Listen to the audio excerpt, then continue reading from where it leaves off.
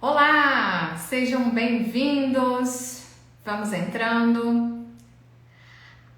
Hoje nós estamos aqui a convite da Comissão de Defesa dos Direitos dos Servidores Públicos da OAB Espírito Santo.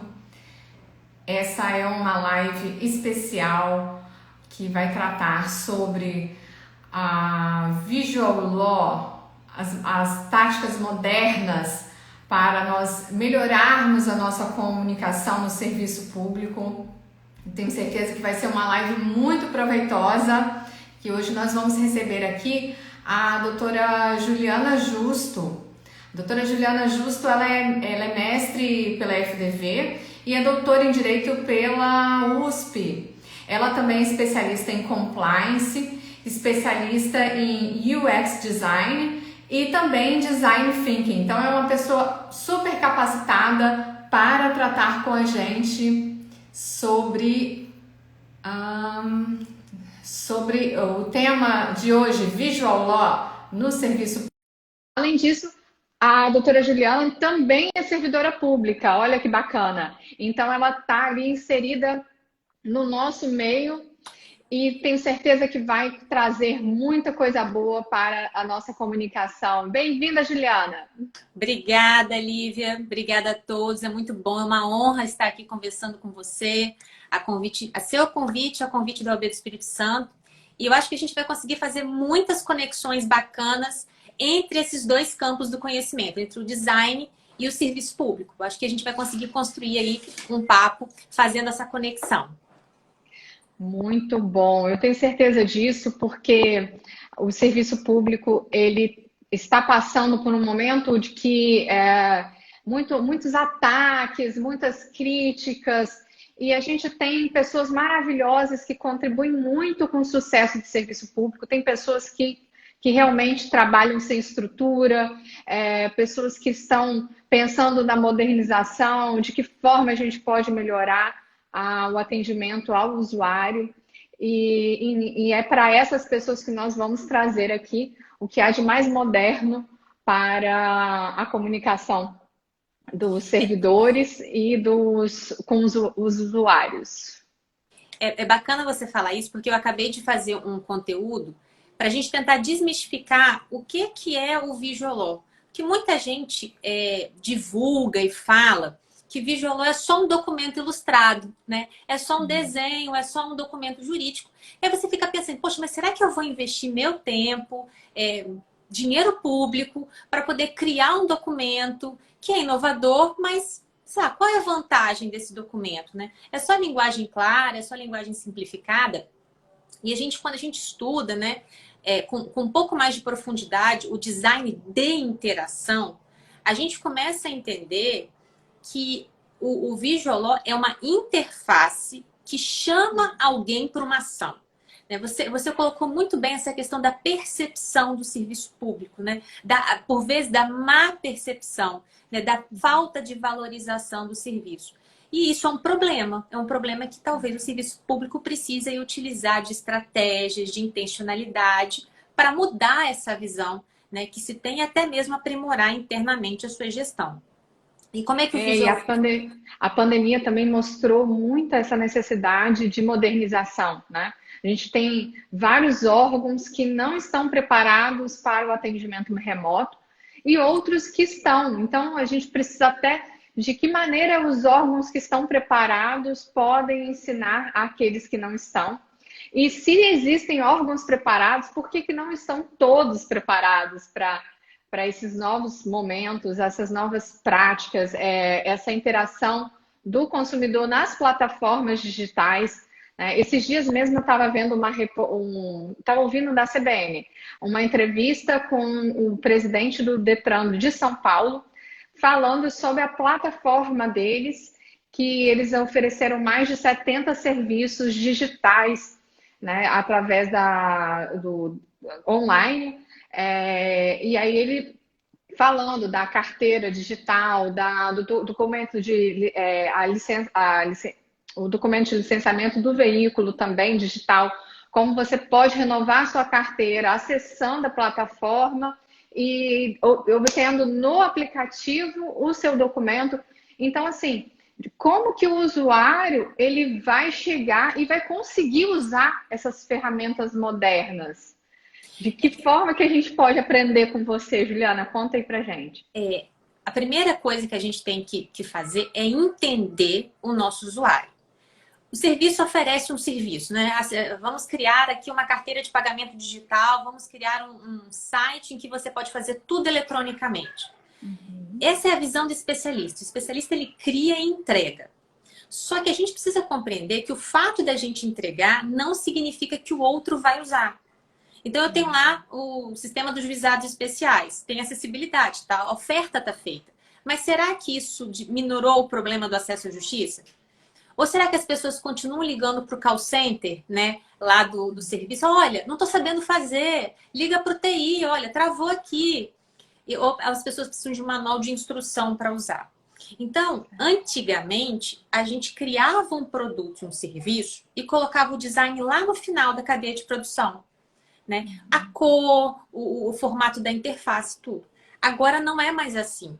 A gente estuda o nosso usuário, a gente coleta dados dele, entende a jornada dele, entende as dores, o que ele precisa e que vai levar ele a, de fato, entrar e ter um comportamento que vai fazer aquele serviço funcionar. Então, eu tiro o design do final da minha cadeia produtiva e boto no início. E aí eu crio um produto ou um serviço público, que é indissociável do jurisdicionado, do cidadão. Eu crio para aquele cidadão.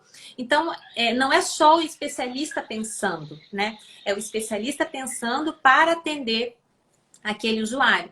Então, a gente vai criar um serviço que é holístico. Nesse caso que você colocou muito bem aí, é um serviço público que visa o atendimento do cidadão. Então, a gente está falando da gestão com o público. Mas essa mesma ferramenta, ela pode ser utilizada internamente. A gente pode falar sobre a própria melhoria dos serviços internos do próprio setor, do próprio serviço.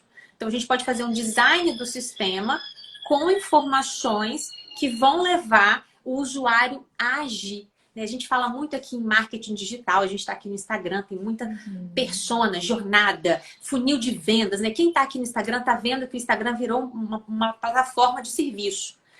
Os princípios que informam o marketing são, na realidade, os mesmos princípios que informam o Visual Law, né? Porque são princípios do design. Né? O marketing foi beber na fonte do design e o direito também. Então, a gente cria um serviço, a gente cria um produto que vai entrar na jornada do usuário. E aí o usuário vai falar assim, nossa, mas que serviço maravilhoso, que percepção maravilhosa que eu tenho. Eu entro com facilidade, me comunico com facilidade. Então, Mas, o Juliana, serviço funciona. então, Diga, Lívia. Eu me então empolgo, eu me as empolgo. suas técnicas, esse entendimento do Visual Law, ele não é para o cara do TI. Né? Ele é para nós que não somos da tecnologia e de que forma a gente vai levar o problema do usuário para o rapaz especializado lá no TI para ele colocar em prática, é isso? É isso, é isso. E não só na tecnologia, né? Se eu for fazer um documento físico, de um processo físico, ou até mesmo um fluxo, como é que funciona, vamos dizer, a auditoria do Tribunal de Contas? Ou como é que funciona um processo interno no RH do Tribunal de Justiça? Eu tenho um fluxo, e esse fluxo ele tem contato com pessoas. Né? No final desse fluxo, eu vou tangibilizar uma ferramenta que vai ter contato com alguém. É um formulário que alguém vai preencher, é um e-mail que eu vou enviar, é uma notificação que eu vou produzir. E esse documento, ele tem que atrair, ele tem que fazer um call to action, né, que a gente ouve muito aqui, uma chamada de ação para cumprir um propósito. Eu quero que o usuário entre. Eu quero que o usuário preencha o formulário. Porque se ele preencher, o serviço funciona. Então, a gente larga dessa coisa do serviço de pedir e achar que a pessoa vai fazer só porque eu pedi. Ou eu entrego o formulário e eu acho que a pessoa vai preencher só porque eu entreguei. E aí eu começo a olhar o que vai fazer essa pessoa colaborar comigo. Né? Como é que eu posso facilitar a vida dela, diminuir as barreiras, quebrar as objeções. Isso. Atrativo e impactante. E aí ela se engaja comigo. Então, ela fica engajada. Tipo, se a gente pedir, que forma que a gente pode pedir para o pessoal que está aqui assistindo a gente mandar o aviãozinho para chamar os colegas? Faz uma chamada aí. Me pegou de surpresa. Mas a gente pode fazer uma chamada que vai bater na dor desse usuário. Você não consegue vamos imaginar que eu não consigo que se entregue uma declaração de parentesco, que é uma exigência do CNJ. Né? Como é que eu vou fazer uma chamada para trazer a colaboração dessa pessoa que eu preciso que adote um comportamento? Será que se eu mandar isso para a corregedoria, o medo da punição vai fazer ela colaborar comigo? A gente vê que não, que o medo de punição não tira a pessoa do estado de inércia. A gente tem que chamar ela para atender uma dor dela. Não, eu preciso disso, isso é importante para mim. E é a partir do momento em que a gente coloca essa importância na vida do usuário que a gente consegue. Isso é importante para ele. Eu entendi que isso é importante para ele. Então, eu vou criar uma comunicação que vai fazer um trade-off. Isso é importante para mim por uma razão, isso é importante para ele por outra razão. Então, eu vou criar uma comunicação que eu consigo fazer com que ele veja a importância para mim e que eu consiga fazer com que ele sinta a importância para ele. Aí ele vem. E aí a gente tem resultados com retorno, né? A gente faz uma petição, um documento sem Visualó e uma outra com Visualó. E o engajamento é maior com o Visualó. A gente teve um exemplo recente da Procuradoria-Geral do Ceará, do Estado. E eles fizeram eles usaram essa métrica, né? Eles queriam chamar o notificado para dialogar e negociar um débito tributário. E aí eles criaram documentos amigáveis e criaram todo um fluxo de negociação que tinha como ponto de contato esse documento amigável. Então, eles fizeram com toda a estratégia, eles pensaram em todo funil, né? Só que não é de venda, não é um funil de venda. Eu atraio, eu mostro que ele tem uma dívida, eu mostro que é importante para ele que ele não tenha uma dívida, porque isso pode trazer consequências para ele. Eu dialogo com ele, faço negócios jurídicos processuais para tentar fazer com que ele... Olha, você pode pagar quanto? E se a gente tirar a entrada, você não paga nada nesse mês, e a gente parcela o seu débito tributário em 10 vezes a partir de junho. Tentar entender o problema do usuário, né? Isso. Porque você traz só a solução pronta e não quer saber qual é o problema dele, né? De que forma que você pode realmente resolver. Isso. Né? Chegar ao que você quer, que é fazer o seu acordo. Isso. E aí eu tenho uma estratégia que ela é pensada, mas ela é sempre pensada pegando os dados do usuário. O que o usuário sente, qual que é a dor dele, qual que é o desafio dele, como é que eu posso ajudá-lo e também ajudar o serviço, né? Fazendo com que o serviço funcione. O objetivo é que o serviço funcione. Então, o design não é sobre beleza. Design é sobre como funciona. Steve Jobs dizia isso, né? Para que o serviço tenha funcionalidade, eu preciso que o outro colabore comigo. Entendi. E quando a gente fala, por exemplo, na nova lei de licitações, que tem um dispositivo lá que vai falar que o advogado, né, o procurador, ele vai ter que trazer uma linguagem simples. Né? E isso também é falar de visual law, isso também é falar daquele princípio do menor esforço do usuário? Como que é isso? Só que a linguagem simples é o que se chama de heurística. Né? Heurística é uma simplificação cognitiva, é um atalho mental para eu conseguir um resultado. Então, já se descobriu em pesquisas que quando você fala de uma linguagem simplificada, você traz menos dor para o usuário, menos resistência para o usuário. E isso tende a engajar melhor ele. Né? Porque se ele compreende de primeira, se ele não precisa ficar pensando sobre aquilo, a chance de você fazer com que ele acesse aquela informação é maior. Só que a linguagem simplificada, ela não se confunde com o Visual Law pela seguinte razão. O Visual Law, a gente usa a linguagem simplificada porque, às vezes, eu não conheço o meu usuário. Né? Então, quando eu não conheço, eu vou seguir uma heurística, que é uma simplificação cognitiva. Né? Eu vou usar o simples porque o simples é o que funciona na maior parte das vezes.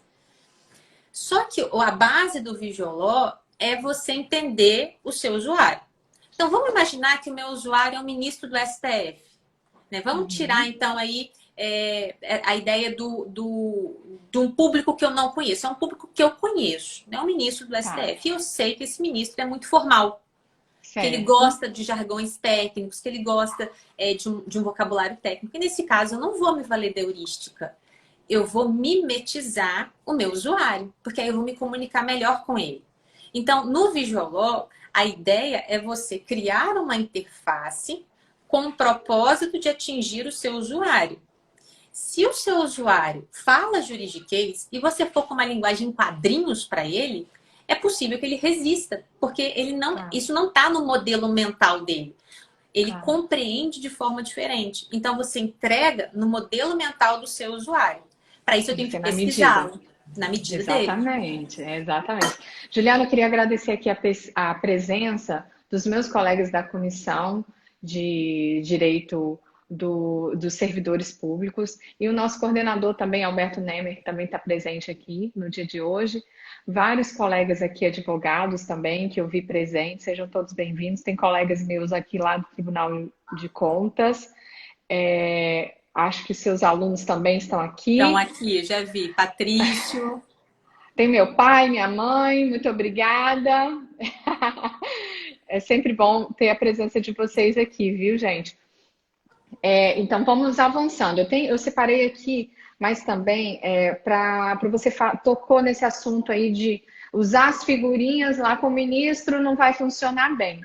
Mas de repente usar essas figurinhas com o INSS, usando essas figurinhas, ou então o nosso Instituto de Previdência lá do regime próprio, ele falando com o próprio usuário, né? Ou seja, aquela pessoa que já tem mais idade, que não é tão habituado na tecnologia, mas agora na pandemia, olha, ele tem que fazer lá um requerimento, escanear um documento para carregar o documento na plataforma.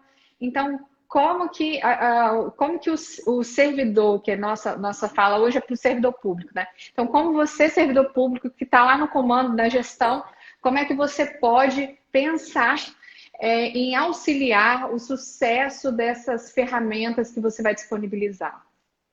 A primeira coisa, Lívia, é você achar o problema.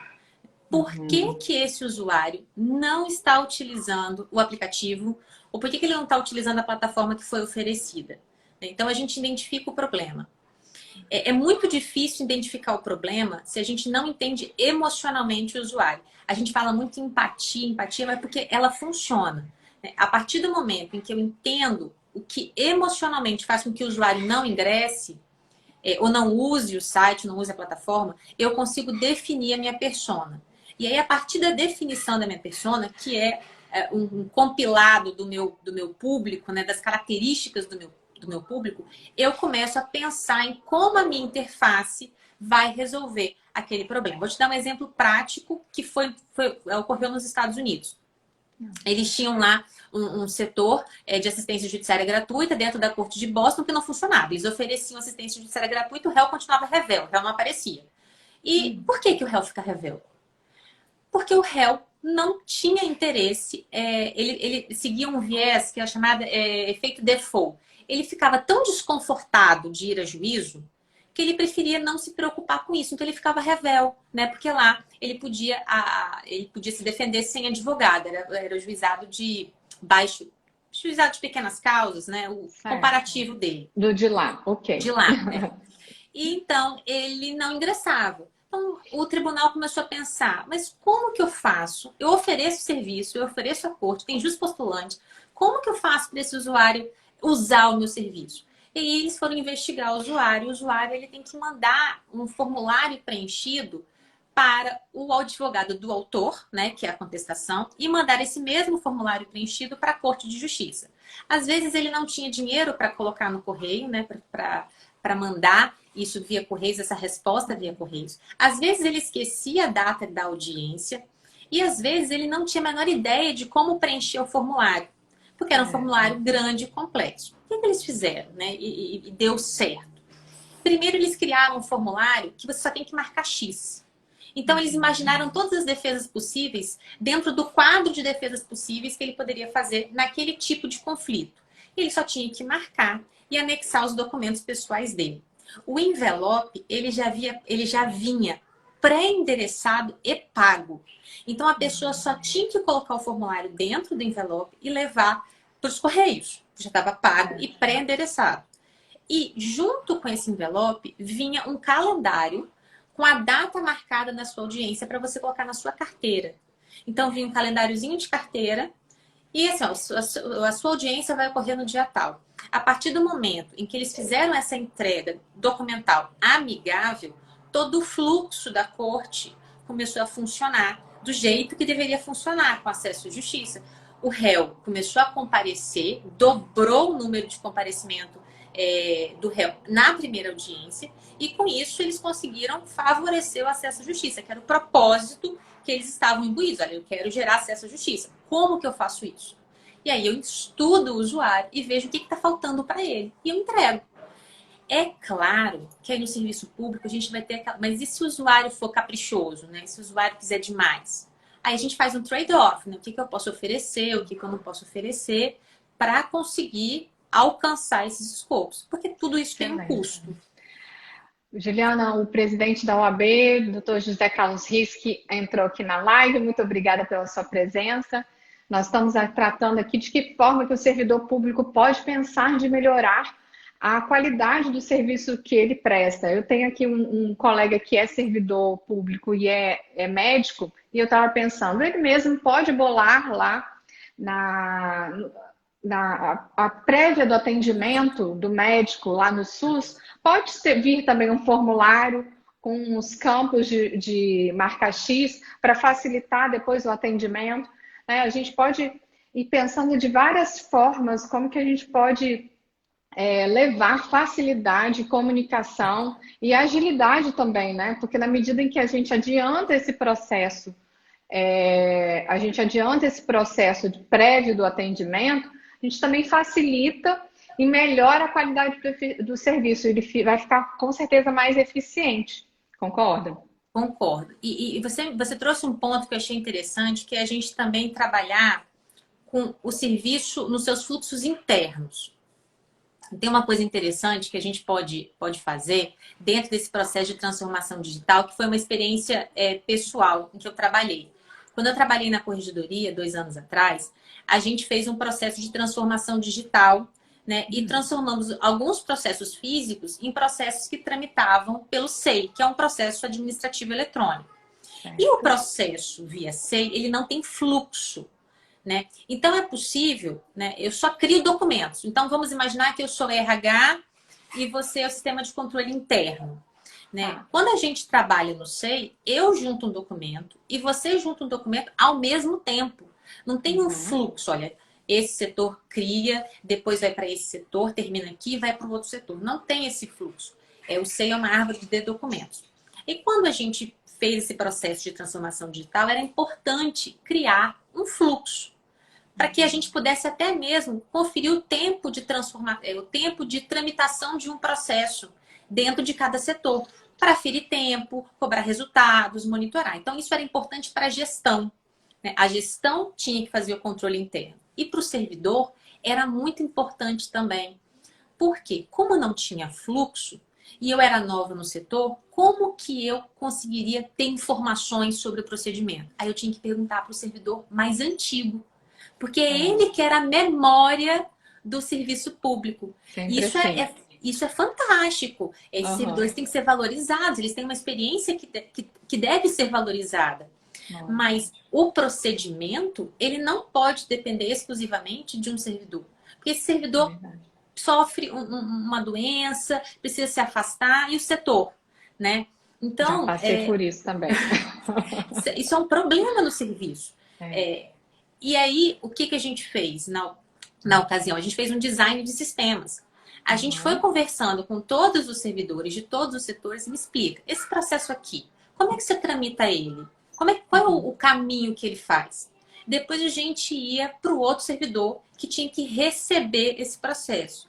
Olha, fulano diz que ele tramita assim. E você, como que esse processo passa no seu setor? Então a gente foi mapeando todo o processo na forma como ele existia. Certo. E a gente foi achando gargalos. Porque um servidor dizia que ele fazia de um jeito e o outro servidor falava que esse servidor não tinha feito daquele Não jeito. acredito. A gente começou a colocar isso e por escrito. Mas assim, Uhum. sempre com bom humor, sempre com conversa, para a gente realmente mapear. O servidor fica com medo, porque ele acha que, nossa, ela falou isso, eu falei aquilo, vai acontecer. Não, é sempre na Ainda paz. mais você na corregedoria, né? O design é paz e amor, sabe? O design não tem isso. Então, Uhum. assim, olha, é só pra gente conversar, pra gente resolver os problemas. E quando a gente terminou, a gente viu assim, olha, o gargalo tá aqui, tá aqui, tá aqui, de forma visual. Porque a gente vai botando uns pontinhos naquele momento em que o servidor se contradiz. Então, um disse uma coisa, o outro disse outra coisa, se contradiz. Nesse aqui tem um problema. Mapeamos tudo e começamos a criar os fluxos. Então, a gente mapeou, resolvemos os problemas de contradição e incoerência e recriamos os fluxos dentro do SEI, dentro do processo eletrônico. E aí a gente fez fluxos que são visuais. Então, olha, o processo nasce aqui, ele tem que ir para tal setor, o setor vai fazer isso, ele vai seguir tais e tais Deixar o ferramentas. processo muito claro, né? Muito Deixar as claro. etapas claras, que aí essas divergências entre o que você colheu de um servidor e colheu do outro, é ali que o negócio pode travar, né? Exato. Ali que ele pode demorar mais tempo, ali que pode esquecer de uma determinada etapa. Né? É muito isso, né? Eu acho fantástico você trazer essa experiência que você vivenciou na Corregedoria do Tribunal de Justiça aqui do Espírito Santo, porque de alguma forma os colegas que estão assistindo, eles podem também pensar em avançar dentro lá da realidade deles. E outro ponto que você tocou, que eu acredito que acontece demais, é essa realidade de a memória do local estar muito na cabeça de um determinado servidor.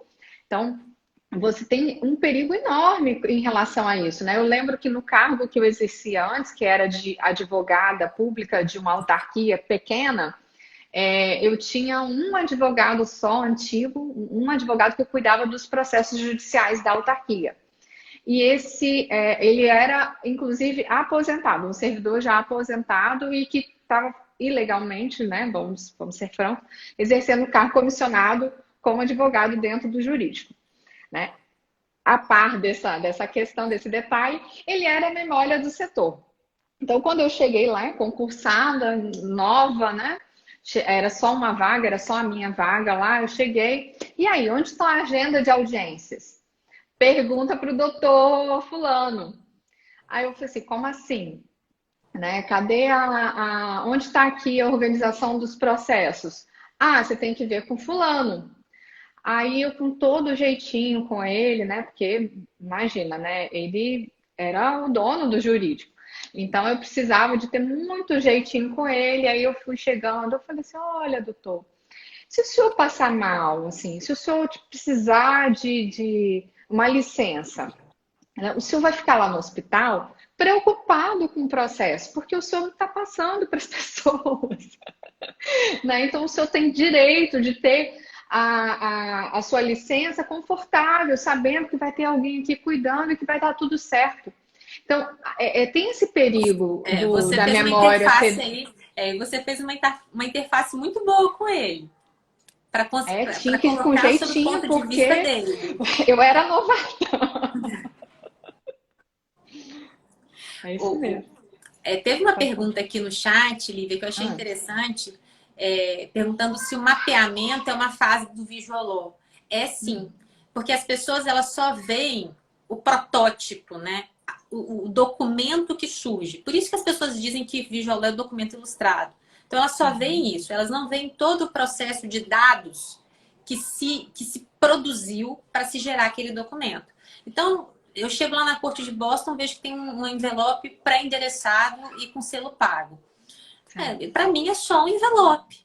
Agora, eu preciso entender que aquele envelope ele existe daquela forma e a entrega daquela forma, porque é isso que vai fazer o usuário vir a juízo.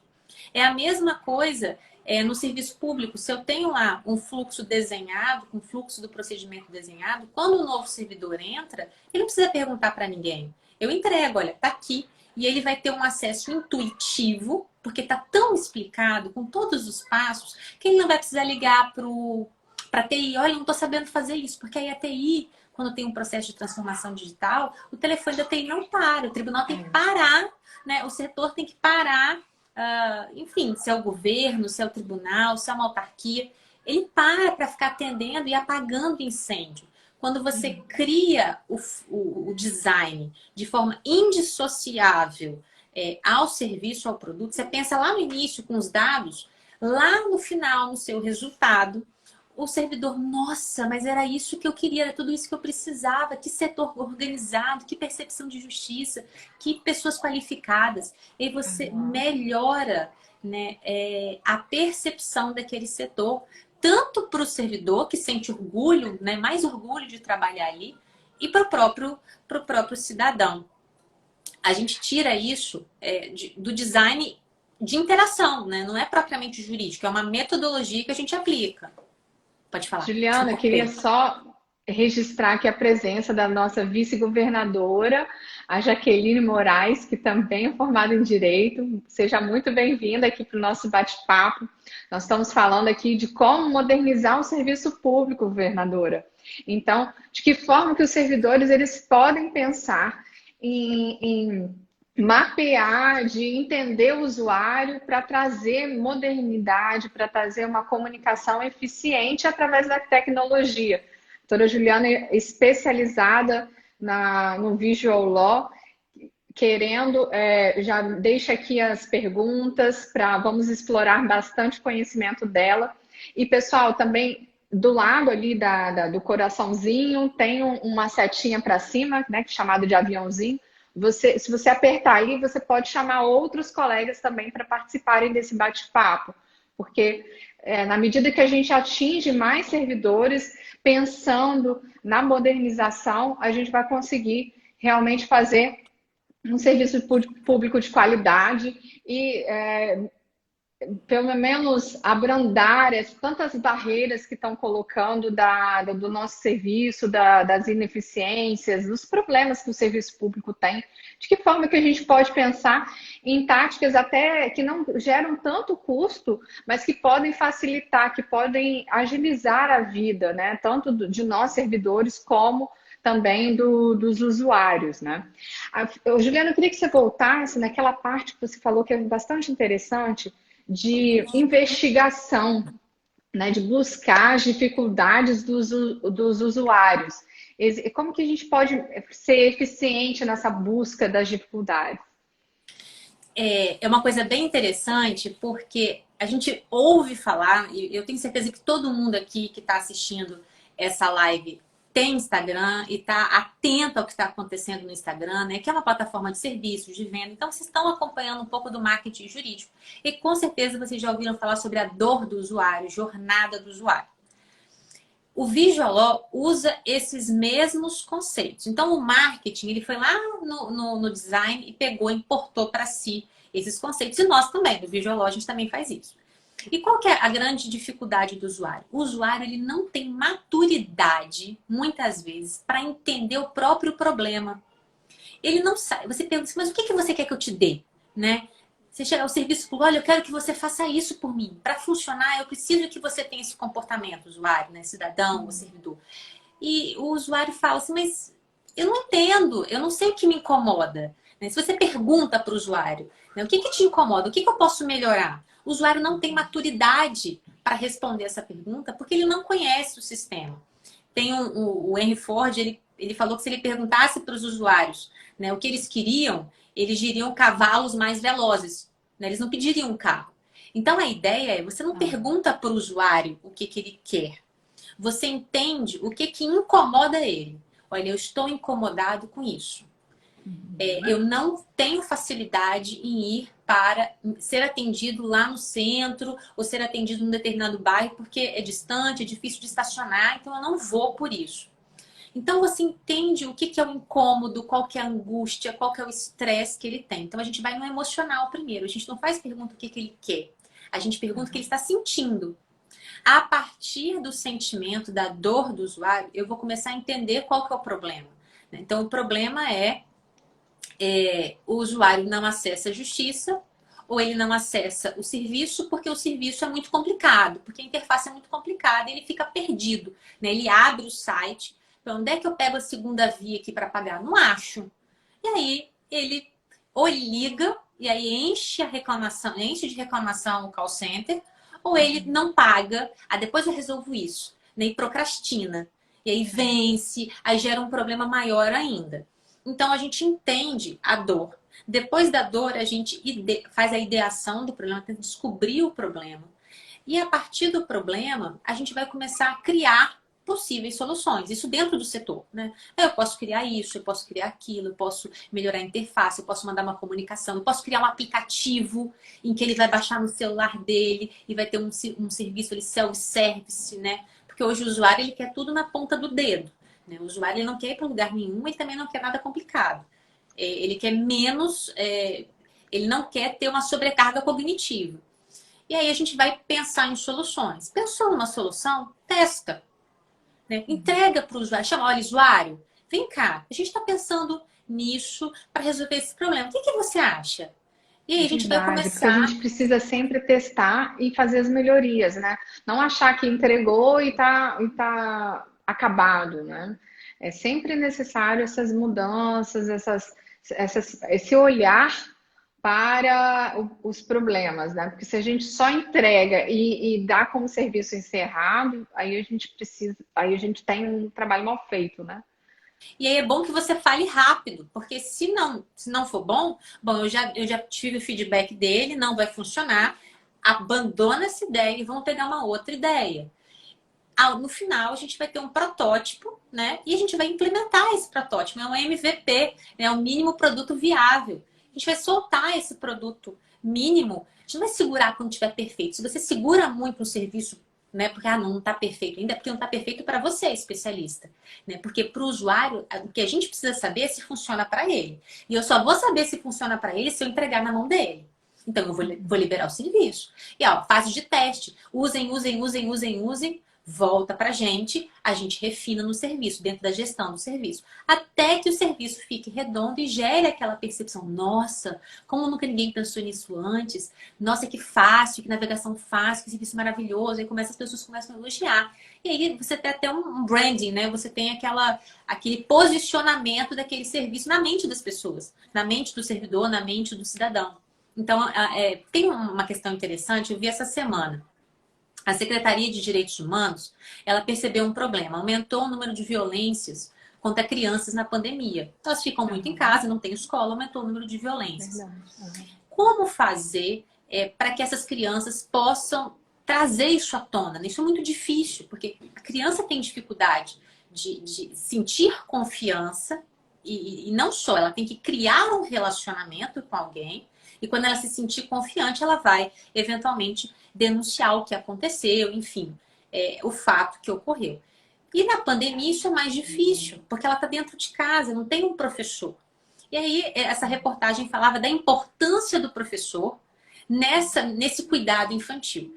E o secretário, né, de Direitos Humanos do governo federal, ele trouxe então a ideia de um aplicativo chamado Kids e Teens, que está prestes a ser lançado.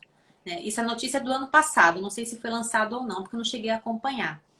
E o objetivo do aplicativo é criar um aplicativo lúdico em que a criança acessaria, talvez use uma gamificação, uma ideia de jogo, e nesse aplicativo ela poderia ter a oportunidade de falar o que está acontecendo. Olha, está acontecendo isso, está acontecendo aquilo. Então ela mandaria uma denúncia para a Secretaria de Direitos Humanos em parceria com a Unicef. Então, eu tenho um problema, violência doméstica contra crianças. Como que eu vou solucionar esse problema? Lá no final, eu tenho uma interface. É um aplicativo, é um site, é um documento, é um envelope pré-endereçado. Então, o Visualó, ele é só a tangibilização final de todo um processo, né, em que você estuda o usuário e que você extrai dados para que lá no futuro aquele produto, aquele serviço funcione. Agora, Juliana, essa questão do visual, das ilustrações, ela funciona bem não só com as crianças, concorda? Concordo, concordo. Existe um efeito chamado efeito estética usabilidade. Esse efeito, ele é tão complicador no design. As pessoas acreditam que coisas mais bonitas funcionam mais. Isso não necessariamente é verdade, né? Eu posso ter uma interface, um aplicativo muito bonito, um documento muito bonito, e quando você procura uma informação nele, você não acha. Então, a estética, ela tem um apelo, a atraência muito grande para engajar. Então, o que se faz, né, dentro do design é sempre faça estético. Sempre faça uma imagem chamativa, uma imagem que engaje, que traga participação, que faça com que a pessoa fique olhando aquele documento, que ela pare o scroll dela, mas em um site, né? E ela preste atenção naquilo. Mas o design, ele não se satisfaz, né, com esse efeito. Ele tem que ter esse efeito e depois eu tenho que ver, eu tenho que analisar como que a pessoa vai procurar aquela informação. Ela achou a informação ou ela não achou a informação? E aí sim, aí eu vou ter um design completo, que é atraência e funcionalidade. Por vezes eu posso ter que sacrificar um pouco a atraência em prol da funcionalidade. A Agora, depender. dependendo do setor que a gente tiver, também, se não se aplicar muito ou não for muito usual ou muito assim, se a gente não vai colocar nas nossas petições, as nossas peças técnicas ilustrações, mas a gente também pode usar de outras técnicas num texto escrito, não pode? Essa questão do separar em títulos, de evidenciar informações mais relevantes, né? Eu já vi você falando, né, de que a gente faz um escaneamento do documento e aí a gente vai buscar um texto, dentro de um texto que ele é todo corrido, sem destaques, a leitura é muito pior, né? Então a gente pode também se policiar, adotar mais técnicas, porque a partir do momento que a gente sabe que a mente humana, né, o olho humano, ele automaticamente, não é que a pessoa não queira ler, né? É que automaticamente ela vai fazer de uma forma, né? Assim? Perfeito. Porque a peça de mídia social, né, a campanha que o serviço público vai fazer, ela pode até utilizar elementos de humor, né, de descontração, de leveza. O documento jurídico, não. Mas mesmo assim, a gente pode utilizar infográficos, diagramas, títulos chamativos, bullet points, né, colocar os pontos um por um, porque a gente tem uma leitura e essa leitura, ela decorre desse momento que a gente está vivendo, né? Que a gente tem muita informação. Quando a gente tem muita informação, a gente não presta atenção em tudo. A gente seleciona. Então, a leitura do usuário, ela é estratégica. Ele vai para um documento procurando a informação que vai atender a tarefa dele. Então, se eu estou num documento, eu preciso saber quais são os critérios para me aposentar. Eu vou procurar ali onde estão os critérios. Eu vou pular razões da aposentadoria, dificuldades do erário público. Eu vou pular essa informação que não me interessa. Eu vou direto nos critérios para me aposentar. Esse padrão de leitura é a leitura do usuário. Ele vai no ponto que interessa. Como que você ajuda o usuário? Você entrega para ele no início da página. O local que o usuário mais lê é no início da página. Pega essa dica, hein, pessoal? Então, a gente tem o costume de falar e no final concluir. O design recomenda o oposto. Traga a sua conclusão por início. Neste texto você vai saber sobre isso. Se você quer se aposentar, conheça os critérios agora. E aí você traz logo no início as informações que são mais importantes para o seu usuário e depois você explica. Se o usuário realmente quiser saber tudo, se ele estiver engajado, porque ele tem uma tarefa para cumprir, ele vai ler tudo. Se ele quiser informação direta, ele já achou, está no início da página. A leitura padrão é chamada leitura em F. Você lê mais em cima até o final da linha, depois você desce os olhos. Faz o contrário, Juliana. O F é o contrário. Você lê até o final da linha, depois você desce, lê metade da linha, depois você desce os olhos escaneando.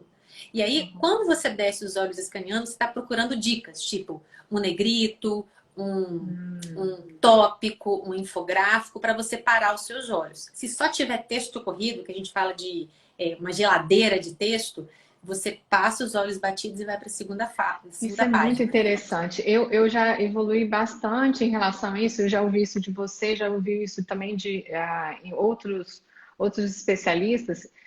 A partir do momento que eu aceitei que isso não é um descaso com o teu texto. É Não. uma coisa humana.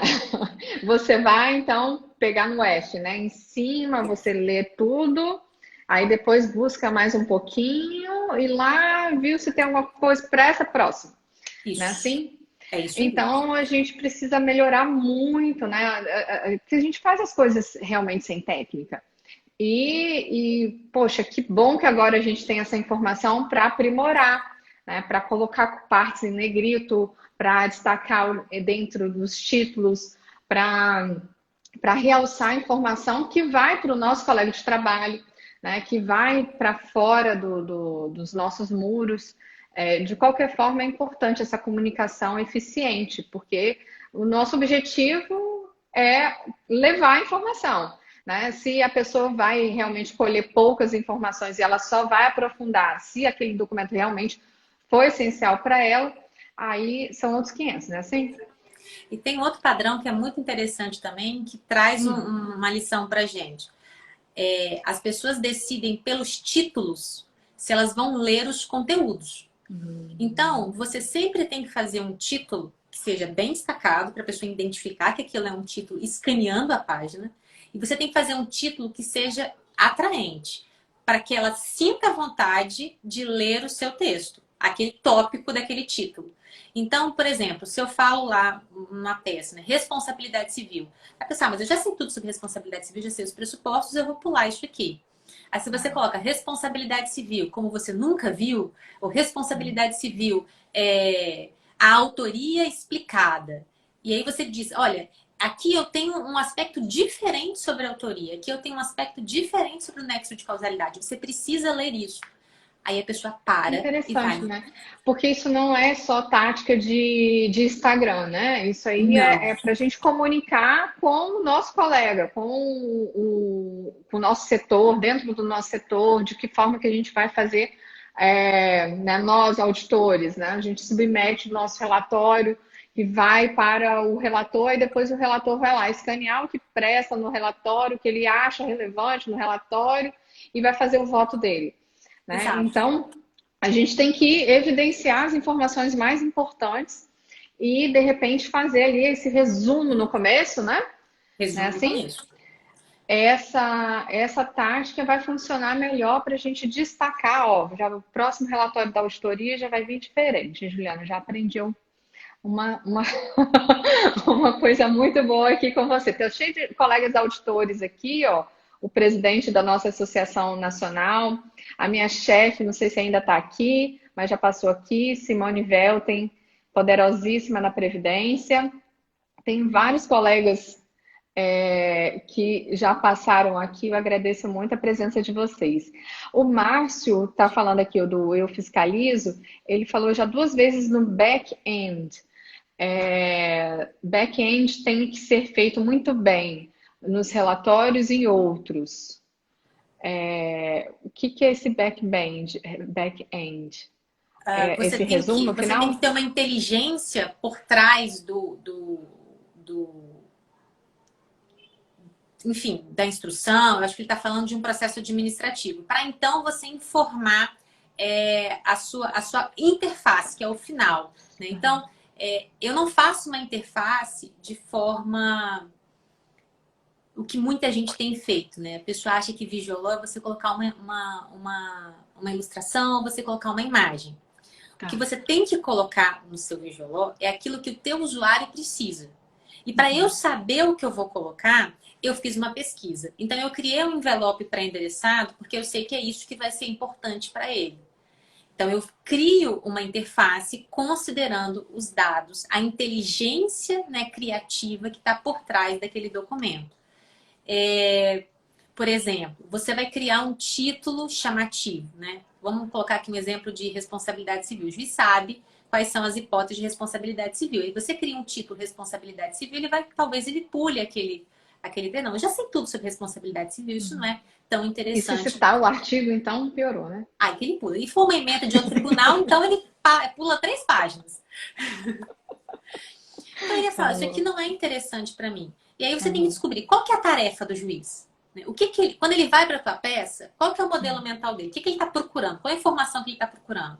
E aí, Gente, Juliana já foi, ou já é ainda, né, assessora. Então, olha aí que ela sabe o que o juiz está procurando na peça. Aprendam. Ah, então, assim, ele tem uma tarefa a cumprir. Quando você vai advogado ou servidor, né? Porque você imagina, quem é o seu destinatário, quem é o seu usuário do documento. Então, quando você vai criar esse documento, eu sei que é um caso de responsabilidade civil e que existe um nexo de causalidade complicado. Então, eu vou criar uma chamada que vai, um título, que vai mostrar por que aquele juiz tem que ler. Eu não vou falar do nexo de causalidade que está na lei, excelência. Eu sei que você conhece a lei. Né? O que eu quero te mostrar aqui é que os fatos do meu cliente são diferentes. Aí você pega a atenção dele. Porque você não vai falar em abstrato. Você vai falar de alguma coisa que interessa a ele para ele cumprir o papel dele, que é julgar. Você vai escrever um relatório para o conselheiro. Né? Qual é a tarefa que ele, conselheiro, tem que cumprir? Então você pensa nele. O que é importante para ele quando ele vai cumprir a tarefa dele, não a sua? E aí você faz a sua tarefa pensando no seu destinatário. Aqui ele vai parar para olhar, aqui eu vou destacar, porque isso aqui é importante para a atividade dele. Então você sai da sua visão e você se coloca na visão do outro. A gente pode fazer isso no dia a dia, simplesmente se colocando no lugar do outro. tá. O design, ele faz mais, né? Ele se coloca no lugar do outro. Ele observa o outro. Então, tem vários tipos de pesquisas. Ele, inclusive, faz entrevistas, né? Então, eu vou fazer entrevistas com o usuário, com o cidadão, com os conselheiros, com os juízes, para colher informações sobre como eles cumprem as tarefas dele. E aí, eu melhoro a minha prática. Mas só de você se colocar no lugar da pessoa já dá um resultado diferenciado. Né? É o primeiro mapa da empatia. A gente tem 3, né? Primeiro, a gente se coloca no lugar do outro para entender o que ele vai fazer. Segundo, eu observo o outro. Terceiro, eu pergunto para o outro. Então, se você quer construir a sua persona, né? Porque ele é a sua persona no design. No design a gente chama de persona. No processo, eu tenho chamado, ou no visual, a gente chama de usuário ou destinatário final. Então, eu Tá. quero saber o que meu usuário, meu destinatário final quer. Eu pergunto, observo e me coloco no lugar dele. E aí você melhora a sua prática. Sem falar das heurísticas, né? Linguagem simplificada, por exemplo, é uma heurística. Então, a gente se vale da linguagem simplificada para tentar atrair ou engajar o maior público possível. Quando eu não sei quem é o meu destinatário final. Quando eu sei quem é o meu destinatário final, eu tento me alinhar ao modelo mental dele. Então, qual é o modelo mental dele? Como ele pensa? Como ele age? Como ele escreve? O que ele busca cumprir nesse documento? Aí eu vou criar um documento que vai se alinhar a esse modelo mental. Perfeito? Muito interessante, muito interessante. Pessoal, vocês querem deixar alguma pergunta aqui? Vamos aproveitar. Deixa eu ver aqui na... se ficou alguma pergunta aqui que a gente acabou não respondendo. Perfeito, Juliana. Juliana, então, eu achei assim, muito importante a gente desmistificar que o Visual Law ele não é lá para. Não é um serviço de TI, ele é um serviço Não. de todo mundo, né? Uma maneira de se comunicar que a gente precisa adotar, cada um de nós, né? Seja qual profissão que a gente tiver, né? Para variadas profissões ou situações, a gente precisa se comunicar com outros colegas de trabalho e a gente pode fazer isso de forma mais eficiente. E fazendo isso de forma mais eficiente, logicamente que todo o trabalho vai produzir vai expelir situações de muito mais relevância e celeridade, né? Que é o que a gente vem buscando. Acho que a gente adotando essas táticas, ainda que seja ali no setor pequeno, né, que você ainda não tem o poder de fazer isso para todo o órgão, mas você tem como modificar a sua situação ali interna. Isso é muito válido, porque esse modelo dando os frutos, aí a gente consegue. Olha, o pessoal ali está adotando uma organização de trabalho, um fluxo de trabalho que está dando resultado, né? O que a gente vê, né? Tem gabinete de juiz, um que tá quase zerado e o outro não está. E a percepção que isso gera também, né?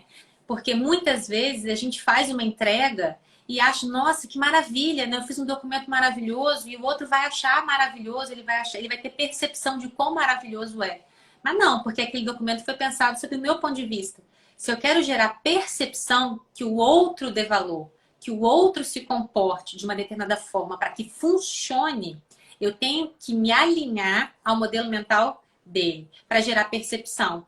E o serviço público, ele precisa melhorar percepção, ele precisa gerar percepção, porque ele tem uma função importante, ele tem entregas muito importantes, e isso precisa atingir, né? Precisa ser acessado pelo maior número de cidadãos jurisdicionados possível, né? Pelo maior número de destinatários.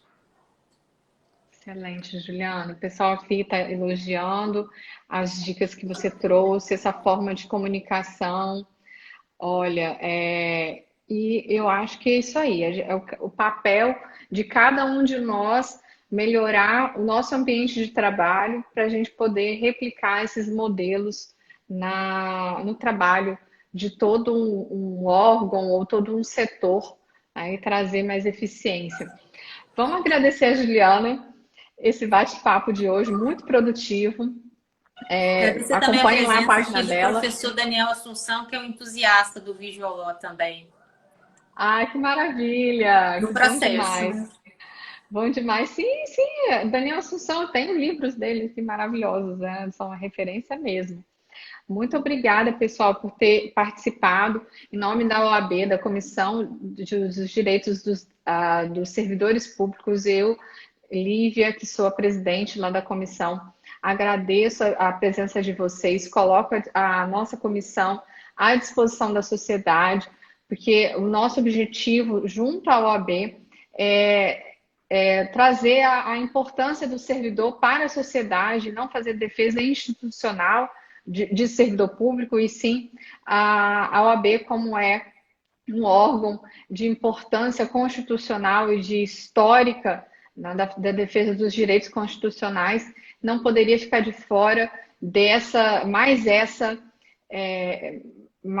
essa bandeira, né, que são a defesa dos servidores públicos, ainda mais nos dias atuais, que estamos sofrendo pesados ataques que visam a desmoronar tudo que já foi construído sobre a importância do servidor público, da valorização, da melhoria dos serviços, né? Incremento de estrutura e não de desmonte do serviço público. É isso que a gente está aqui trazendo modernidade, trazendo coisa boa para a gente melhorar a qualidade dos nossos serviços. Juliana, brigadão.